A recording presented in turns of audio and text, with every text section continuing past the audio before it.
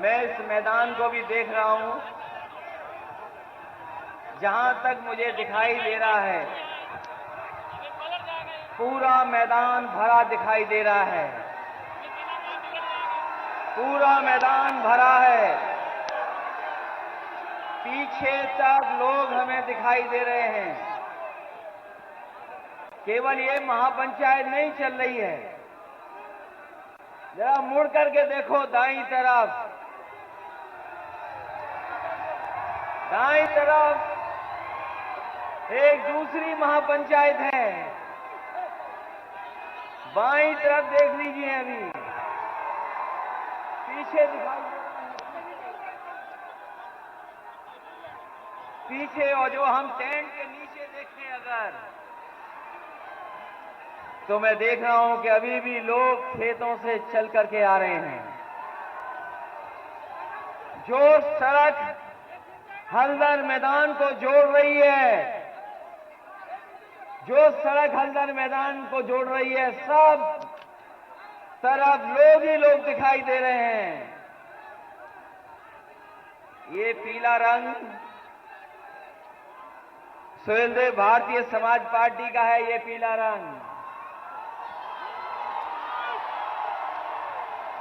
पीला ही पीला दिखाई दे रहा हमें। देखिए इधर, और लाल टोपी भी सर में है। लेकिन सोचो, हम मैदान में लाल और पीले वाले इकट्ठे हुए हैं। इस मैदान में और आसपास लाल और पीले लोग इकट्ठे हुए हैं।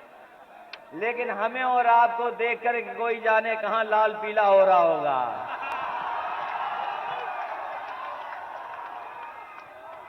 और इस बात को हमारे आदरणीय ओम प्रकाश राजभर जी अच्छा जानते होंगे। जब पीला और लाल एक हो गया, तो दिल्ली और लखनऊ में लाल पीला कौन हो रहा है?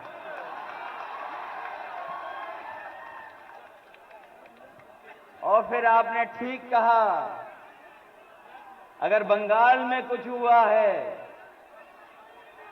अगर बंगाल में कुछ हुआ है, तो ठीक कहा है आपके अध्यक्ष जी ने कि अगर बंगाल में कुछ हुआ है तो यहां के लोग भी और पूर्वांचल के लोग भी खदेड़ा कर करके दिखाएंगे। यहां भी खदेड़ा होगा कि नहीं होगा? और मैंने लखनऊ में कहा था, मैंने लखनऊ में कहा कि जिस दरवाजे से भारतीय जनता पार्टी सत्ता में आई है, वो दरवाजा ओम प्रकाश राजभर जी ने बंद कर दिया है और हम लोगों ने मिलकर के उसमें छटकनी लगा दी है। बताओ अब भारतीय जनता पार्टी का क्या होगा?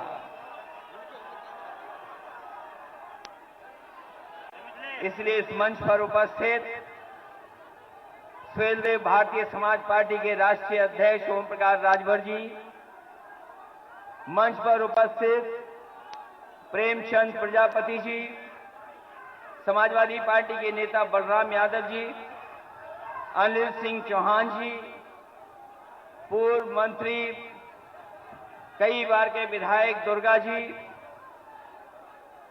राम सागर बिंज जी, दयाराम पाल जी, बाबूराम पाल जी, राजीव राय जी, सुनील सिंह अर्घवंशी जी, अरशद अंसारी जी, सतीश बंजारा जी, बालक चौहान जी, Gulab Singh खंगवार, doctor Arvind Rajbhar ji, Arun Rajbhar, Mahendra Rajbhar, Salik Yadav ji, doctor Baliraj, Rituraj Kashyap, Premchand Kashyap ji, doctor Mahesh चंद प्रजापति जी, और बड़ी संख्या में मंच पर उपस्थित सभी सुहेलदेव भारतीय समाज पार्टी के नेता, भागीदार मोर्चा के सभी हमारे नेता, और इस महापंचायत में आए हुए हमारे आदरणीय बुजुर्ग, किसान भाई, माताएं, बहनें, नौजवान साथी, पत्रकार बंधुओं, मैं सबसे पहले सुहेलदेव भारतीय समाज पार्टी को बधाई देना चाहता हूं। मैं उनके नेता को बधाई देता हूं कि इस ऐतिहासिक कार्यक्रम के लिए, इस शानदार कार्यक्रम के लिए बहुत बहुत मुबारकबाद आपको। ये चुनाव की शुरुआत माने और जिस समय पूर्वांचल जाग जाता है, जिस समय पूर्वांचल के लोग चल देते हैं, वो निश्चित दिन हो जाता है कि इतिहास बदलेगा और जो हम आप वंचित समाज, पिछड़े, दलित, अल्पसंख्यक, जिनको अधिकार नहीं मिले, जिनको सम्मान नहीं मिला, मुझे पूरा भरोसा है कि आने वाले समय में जो चुनाव होगा, उत्तर प्रदेश से भारतीय जनता पार्टी का सफाया होने का काम होगा। और सफाया इसलिए जरूरी है कि महाराजा सैलदेव राजभर और डॉक्टर राम मनोहर लोहिया को मानने वाले लोग और बाबा साहब भीमराव अंबेडकर जी के सिद्धांत पे चलने वाले लोग और तमाम महापुरुष जिन्होंने हमें आपको पीढ़ी दर पीढ़ी जगाने का काम किया है, उन सबके सिद्धांतों पे हम लोग चलने वाले लोग हैं। इसलिए एक होकर के जब आगे चलेंगे, आगे एक होकर के संघर्ष करेंगे, तो इस ताकत का कोई मुकाबला नहीं है, कोई मुकाबला नहीं है। ये जब रैली अनाउंस नहीं हुई थी, इस कार्यक्रम का फैसला नहीं हुआ था, तो आकलन करने वाले कुछ आकलन कर रहे थे कि कौन कितनी सीटें जीतेगा। लेकिन जैसे ही गठबंधन हुआ है, लोगों ने, जिन्होंने आकलन करना शुरू किया था, जो बड़ी बड़ी संस्थाएं हैं, वो भी महसूस कर गई हैं कि अब इस गठबंधन को कोई रोकने वाला नहीं है। जो मैंने पहले कहा था, पहले भी कहा मैंने और फिर कहता हूं इस मैदान में और इस भरोसे के साथ कह रहा हूं कि जब पीले सैलदेव राज पार्टी के लोग, समाज पार्टी के लोग और समाजवादी पार्टी के लोग जब एक हो गए हैं, तो हो सकता है कि जनता 400 सीटें भी जिता दे। कोई फर्क नहीं पड़ता है। ये जो है ना ऐतिहासिक, जो ज्यादा बोलते थे, जो लोग ज्यादा बोलते थे, वो अपना गिनती नहीं ठीक कर पा रहे हैं। जो ज्यादा बोलते थे, बताओ वो क्या गिनती करेंगे। इसलिए ये आपका भविष्य बनाने का चुनाव है, आपके भविष्य का चुनाव है। जो खोया हुआ सम्मान, उस सम्मान को पाने का चुनाव है। जो आपने सम्मान खोया है, उस सम्मान को पाने का चुनाव है। बताओ एक होकर के सफाया होगा भारतीय जनता पार्टी का, नहीं होगा?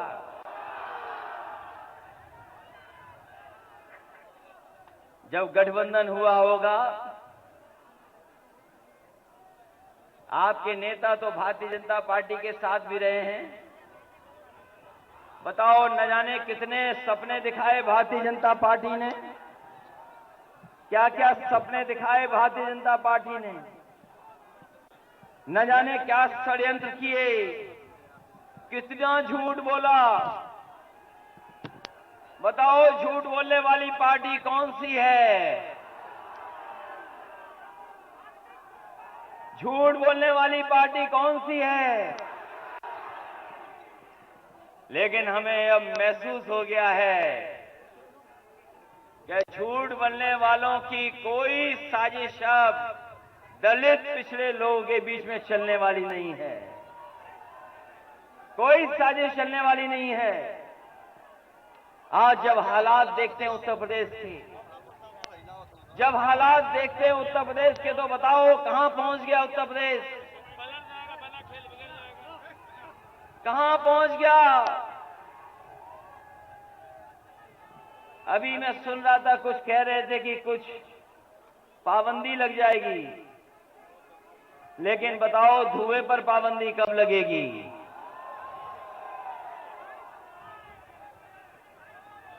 किसी पे पाबंदी लगाने की बात कह रहे थे, लेकिन धुआं भी है, उस पर भी पाबंदी लगनी है। जो धुएं में रहते हैं वो बताओ क्या समझेंगे गरीबी को? क्या सपना दिखाया कि चप्पल पहनने वाला हवाई जहाज में चलेगा? यही सपना दिखाया था। और आज जब महंगाई देखोगे तो बताओ चप्पल पहनने वाले की मोटरसाइकिल भी खड़ी हो गई है। जिन लोगों ने सपना दिखाया कि चप्पल पहनने वाले लोग हवाई जहाज में जाएंगे, आज पेट्रोल की कीमत क्या है? आज उनकी मोटरसाइकिल खड़ी हो गई।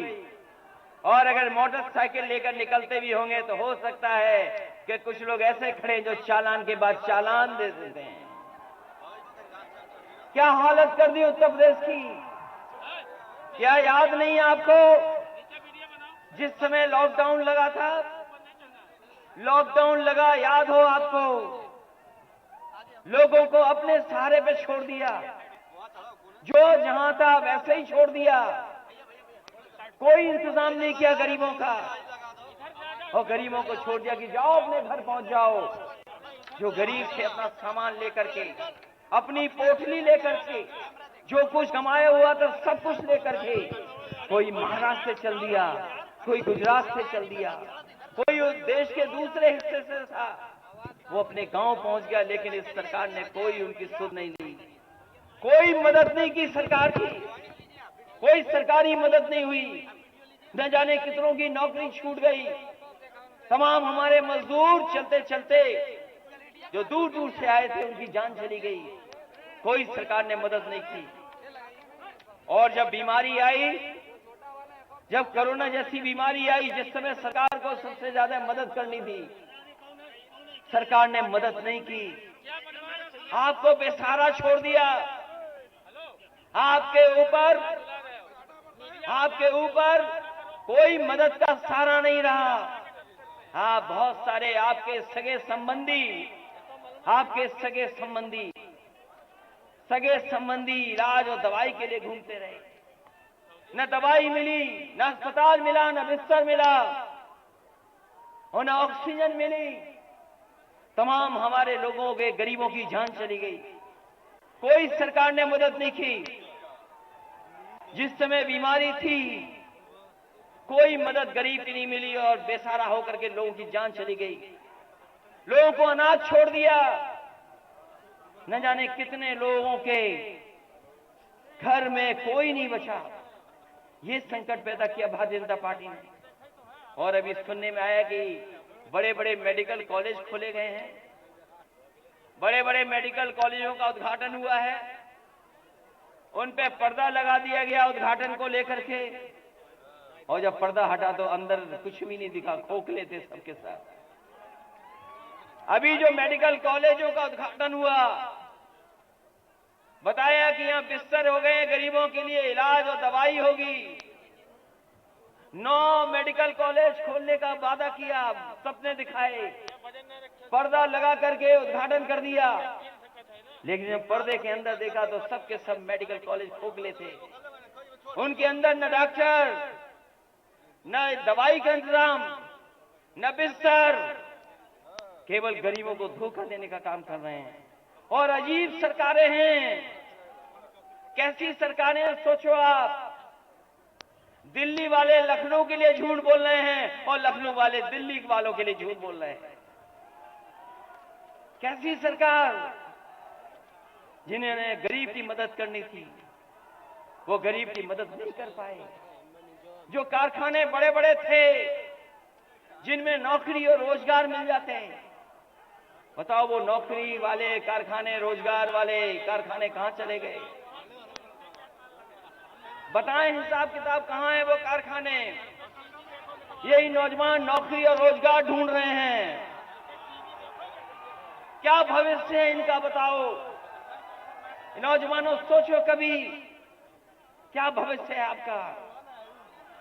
क्या भविष्य बना दिया आपका? न नौकरी न रोजगार। और जिनमें नौकरी और रोजगार भी कारखानों में मिल जाते, वो सरकार ने बेचने का काम किया है। वो सब बिक गए। ये हमारा उत्तर प्रदेश देश इसलिए पहचान है इसकी, इसलिए पहचान है क्योंकि हम और आप लोग एक साथ रहते हैं। जब हम याद करते हैं महापुरुषों को, जब हम याद करते हैं बाबा साहब भीमराव अम्बेडकर को, जब हम याद करते हैं डॉक्टर राम मनोहर लोहिया को, जब याद करते हैं आजादी के संघर्ष को, और जब हम तुलना करते हैं दुनिया में अपने देश की, तो कहां देश को पाते हैं। कभी सोचो आप कि आपका प्रदेश और देश कहां पहुंच गया है। आज प्रदेश में भूखमरी है, हमारे गरीबों पे भर पेट खाना नहीं मिल पा रहा है, कपड़े नहीं है, और जिस तरीके से महंगाई बढ़ रही है, इस महंगाई के कारण गरीबों को आत्महत्या करनी पड़ रही है। हमारे किसान भाई हैं, मजदूर हैं। बताओ किसान भाइयों, यही भारतीय जनता पार्टी ने वादा किया था कि तुम्हारी आय दोगुनी हो जाएगी। याद है कि नहीं याद है आपको? यही भारतीय जनता पार्टी ने वादा किया था कि हमारे किसानों की आय दोगुनी हो जाएगी। कौन सी फसल की आय दोगुनी हो गई बताएं हमें। अभी धान खड़ा है, क्या धान की कीमत आपको दुगनी मिल जाएगी, आय दोगुनी हो जाएगी? कोई ऐसा है यहां पर जिसके खेत ना हो? क्या नौजवानों आपके खेत नहीं है क्या? एक तो नौकरी नहीं, रोजगार नहीं, जो खेती बाड़ी है वो भी मुनाफे की नहीं बची। बताओ, जुताई महंगी हो गई, बुवाई महंगी हो गई, बीज महंगा हो गया, डीजल महंगा हो गया, खाद की बोरी से चोरी हो गई, पेस्टिसाइड महंगा हो गया। बताओ, लागत बढ़ गई कि नहीं बढ़ गई? आपकी लागत बढ़ती चली जा रही है, आय दोगुनी नहीं हुई, लेकिन महंगाई दोगुनी हो गई। आकलन कर लो आप। और जब किसान अपना हक मांगने को निकले तो किसानों के ऊपर जीप चढ़ा दी। बताइए, जीप चढ़ा दी किसानों के ऊपर, उन टायरों से किसानों को कुचल दिया। कहीं दुनिया में ऐसा होता हो तो बता दो। इस हल्दर मैदान में सोचो, अगर हम उन किसानों को नहीं याद करेंगे, इस हल्दर मैदान में क्या हम अपने हल्दर भाइयों को नहीं याद करेंगे, जिसके कंधे पे हल वो हल्दर? क्या हमने आपने वो तस्वीरें नहीं देखी कि किसान जब अपना हक मांगने को गया, अपने अधिकारों को मांगने गया, तो इसी सरकार के एक मंत्री के बेटे ने गाड़ी से कुचल दिया किसानों को, किसानों को कुचल दिया, उनकी जान चली गई। और अभी तक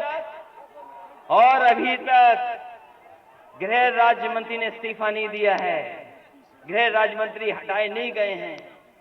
तो बताओ, कौन उम्मीद करेगा कि जिसके बेटे ने किसानों को कुचल दिया हो और पिताजी गृह राज्य मंत्री हो, तो क्या न्याय मिलेगा?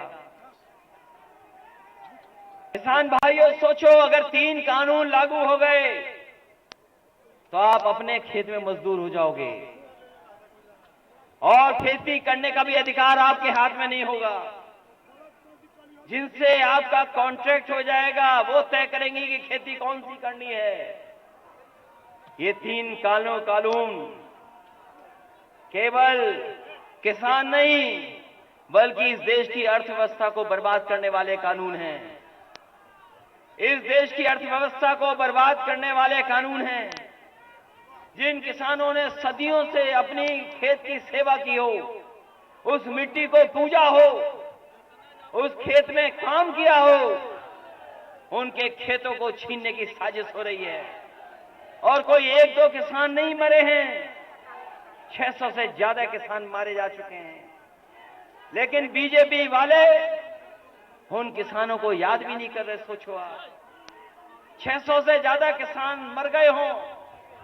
और अभी ललितपुर की घटना सुनी होगी आपने, खाद का कोई इंतजाम नहीं किसान भाइयों के लिए। अगर खाद लेने जाओगे तो खाद नहीं मिलेगी।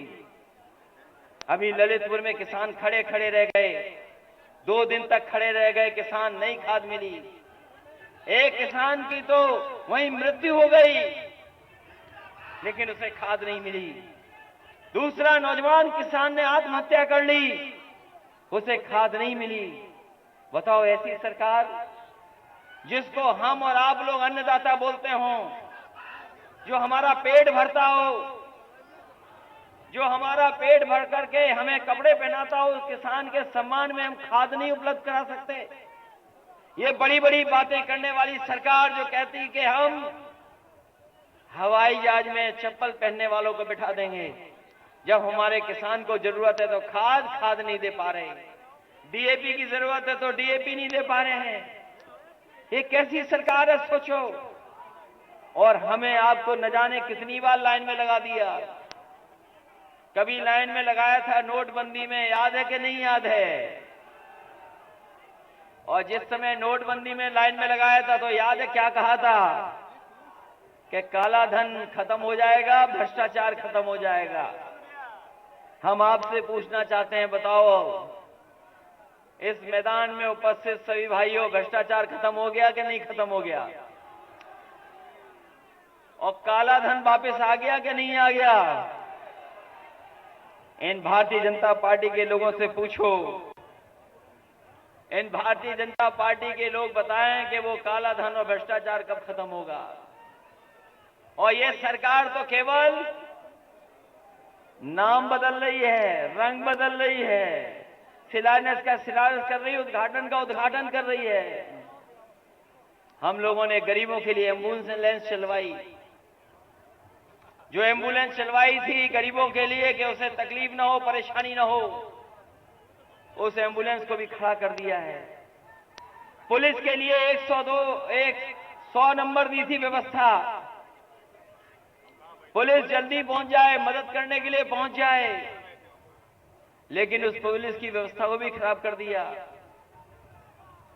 और ये पूर्वांचल की खुशहाली के लिए सबसे बड़ी सड़क बनाई थी, ये पूर्वांचल के लिए सबसे बड़ी सड़क बनी थी, ये अभी भी पूरी नहीं हुई है।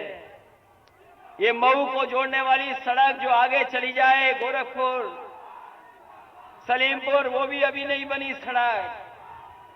जो काम शुरू किए गए थे वो अभी भी पूरे नहीं हुए। बताओ कहां काम पूरे हो गए? कोई नया काम किया हो तो बता दो।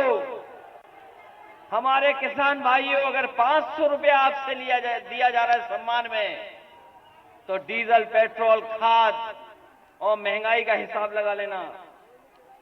अगर आप हिसाब लगाओगे तो आपके घाटे में खेती है, घाटे में जा रहे हो। आप मुनाफे में नहीं जा रहे हो, घाटे में जा रहे हो। और सिलेंडर पे बहुत मांगा गया था वोट, हमारे गरीबों को सिलेंडर बांट करके बहुत वोट मांगा गया था। बताओ गरीब भाइयों, कहां सिलेंडर भर पा रहे हो? आप सिलेंडर भर पा रहे हो?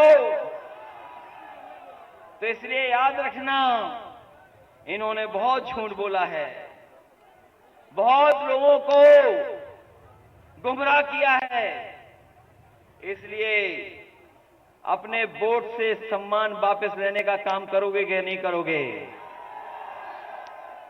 जो झूठ बोला उन्होंने, जो साजिश की, जो षड्यंत्र किया पिछड़ों के साथ, दलितों के साथ, जो अपमान की सरकार चलाई इन्होंने,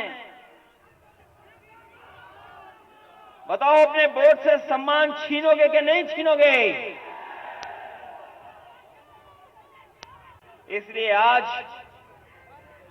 मैं कह सकता हूं ये ऐतिहासिक कार्यक्रम में हुआ है, ऐतिहासिक। मुझे जानकारी मिली है कि मऊ से बलिया पूरी सड़क जाम है। अभी बलिया के लोग नहीं पहुंच पाए यहां पर, पूरी जाम है सड़क। और इस मैदान को भी बड़ी मुश्किल से मिला है हमें और आपको एक जगह इकट्ठा होने के लिए। इस मैदान को देने वाले उत्तम सिंह जी को भी मैं बधाई देता हूं, धन्यवाद देता हूं कि कम से कम उन्होंने मैदान दे दिया जिसमें ऐतिहासिक कार्यक्रम संपन्न हुआ है। इसलिए मैं आपसे कहना चाहता हूं कि ये लड़ाई बहुत लंबी है, ये लड़ाई बहुत लंबी है और इस लड़ाई में जो हमें सहयोग मिल रहा है आपका, जो समर्थन मिल रहा है, ये ऐतिहासिक समर्थन, ये ऐतिहासिक परिणाम देगा और जो खोया हुआ सम्मान है आपका, उस सम्मान को देने का काम और दिलाने का काम हम मिलकर के समाजवादी पार्टी के लोग देंगे आपको। और ये बदलाव आपसे आएगा। हम सब तो आ गए हैं, एक साथ मंच में हैं, लेकिन असली बदलाव आपको लाना है। दुनिया में जब हम तुलना करते हैं अपने प्रदेश की, देश की, तो हमारे प्रदेश को बहुत पीछे छोड़ दिया, बर्बाद कर दिया है। हमारी यही माताएं बहनें जिनको समाजवादी पेंशन से हम सम्मान करते थे, वो समाजवादी पेंशन छीन ली 500 रुपए की। आप सरकार बनाओ, महंगाई बढ़ गई है, हमें अगर 3 गुना भी बढ़ा के देना पड़ा तो इन माताओं बहनों का सम्मान करने का काम समाजवादी पेंशन से देने का काम होगा। इस सरकार ने कोई बिजली नहीं बनाई, इस सरकार ने कोई बिजली नहीं बनाई। अब थोड़ी बहुत शायद बनाई हो तो बनाई हो, लेकिन 4.5 साल में कोई बिजली नहीं बनाई। और बताओ बिजली के बिल कितने महंगे हो गए आपके, जब आपने डबल इंजन की सरकार बनवा दी। एक इंजन वाली सरकार नहीं है, डबल इंजन वाली सरकार है। तो बताओ बिजली के बिल कितने महंगे आ रहे हैं आपके पास, न जाने कितने महंगे आ रहे हैं। और ये हमारे नौजवान मोटरसाइकिल चलाने वाले, बताओ पेट्रोल कितने में भराना पड़ रहा है। 100 के पार हो गया कि नहीं हो गया। और ये सरकार चलती रही तो हो सकता है चुनाव तक 150 न पहुंचा दे। ये याद है, ये सरकार कहती थी कि डॉलर ऊपर बढ़ रहा, रुपया नीचे जा रहा है। याद है कि नहीं याद है। बताओ डॉलर कहां चला गया, रुपया कहां पहुंच गया है। और जिस ब्रिटेन का जो पाउंड है 1 रुपया, जो उनका 1 पाउंड है, हमारा कितना 100 रुपया पार हो गया है। अब बीजेपी वाले डॉलर और उसकी बात नहीं कर रहे हैं, क्योंकि वो जानते हैं कि रुपया हमारा नीचे चला गया है। इसलिए आपसे हम निवेदन करने आए इस मौके पर कि ये जो गठबंधन है, ये जो एक साथ हम लोग आए हैं, ये तमाम हमारे गरीब, वंचित, दलित, अल्पसंख्यक, पिछड़ों को एक साथ जोड़ करके उनके हक और सम्मान को दिलाने के लिए साथ आए हैं। और मैंने शुरू में जो बात कही, उस बात को मैं फिर दोहराता हूं कि स्वैलदेव भारतीय समाज पार्टी ने और उनके राष्ट्रीय अध्यक्ष ओम प्रकाश राजभर जी ने दरवाजा दिखाया था भारतीय जनता पार्टी को। वो जो दरवाजे से भारतीय जनता पार्टी ने सत्ता पाई है, उस दरवाजे को आप बंद कर देना। बताओ बंद करोगे कि नहीं करोगे। अगर आप बंद कर दोगे तो भारतीय जनता पार्टी का सफाया हो जाएगा।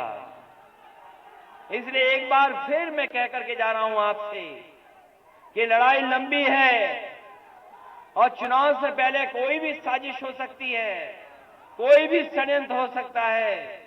लेकिन आप अपनी महंगाई मत भूलना कि 4.5 साल में किस तरह महंगाई बढ़ी है, किस तरीके से नौजवानों के नौकरी और रोजगार के अवसरों को छीना गया है, किस तरीके से पेट्रोल महंगी हो गई, किस तरीके से डीजल महंगा हो गया है, किस तरीके से हमारी बेटियों के साथ अपमानित होना पड़ रहा है।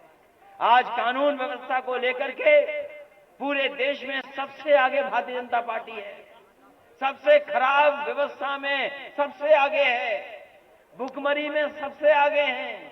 तो सोचो क्या प्रदेश बना दिया हो, वो प्रदेश जिसकी जनता ने सबसे ज्यादा लोकसभा जिताए हों, सबसे ज्यादा विधायक जिताए हों, उसके बाद सबसे बड़ा धोखा उत्तर प्रदेश की जनता को मिला हो। इसलिए इस चुनाव में जो 22 का चुनाव आने वाला है, किसान भाइयों को कह के जा रहा हूं, ये आपके भविष्य का चुनाव है, माताओं बहनों आपका चुनाव है। ये हमारे स्वेलदेव भारतीय समाज पार्टी के लोगों, ये आपका चुनाव है, आपके भविष्य का चुनाव है। और नौजवानों, भूलना मत, ये आपके भविष्य का चुनाव है। इस बार चूक गए तो 5 साल और पीछे चले जाओगे। इसलिए अगर भविष्य बनाना चाहते हो, उत्तर प्रदेश को आगे ले जाना चाहते हो, इस उत्तर प्रदेश से झूठे लोगों से बचाना चाहते हो, तो इस गठबंधन की मदद करना और गठबंधन की ऐतिहासिक जीत दिला करके उत्तर प्रदेश में सरकार बनाने का काम करना, यही निवेदन करने आया हूं। मैं एक बार फिर स्वेलदेव भारतीय समाज पार्टी के नेता राष्ट्रीय अध्यक्ष ओमप्रकाश राजभर जी को बधाई देता हूं। उनके साथ जितने भी मंच पे नेता हैं, उनको बधाई। आई हुई जनता का स्वागत करता हूं, जो अभी भी आ रहे हैं। अभी भी चारों तरफ हमें लोग दिखाई दे रहे हैं। इतने बड़े पैमाने पर ऐतिहासिक जनसमूह देखने को मिला है। मैं उसके लिए आपको बधाई देता हूं। बहुत बहुत स्वागत आपका, बहुत बहुत बधाई आपको। इस उम्मीद और भरोसे के साथ कि आने वाले समय में उत्तर प्रदेश से भारतीय जनता पार्टी का सफाया होगा। बहुत बहुत बधाई आपको।